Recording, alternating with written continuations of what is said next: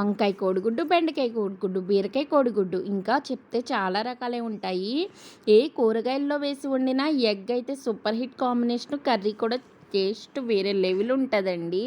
ఇంకా మా ఇంట్లో కూరగాయలు లేని టైంలో అండగా ఈ అండ అయితే ఉంటుందండి. వెయిట్ లాస్కైనా వెయిట్ గెయిన్కైనా ఈ ఎగ్గే కదా.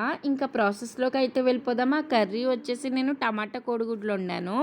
ముందుగా అయితే ఎగ్స్ బాయిల్ చేసుకొని ఆయిల్లో కొంచెం పసుపు వేసుకొని ఫ్రై చేసుకోవాలి. తర్వాత అందులోనే ఆనియన్స్, పచ్చిమిర్చి, కరివేపాకు వేసుకొని బాగా మగ్గిచ్చేసుకోవాలి. ఇంకా టమాటా ముక్కలు అలాగే ఉప్పు, కారం ఇంకా పసుపు కూడా వేసుకొని బాగా మగ్గించుకొని చింతపండు గుజ్జు కొంచెం వాటర్ వేసుకొని ఉడికించుకుంటే టేస్టీగా ఉండే టమాటా ఎగ్ కర్రీ అయితే రెడీ అయిపోతుందండి.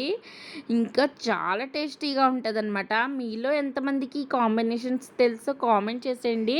మా కోనసీమలో అయితే చాలా ఇలాగే వండుతారు చాలా మట్టికి.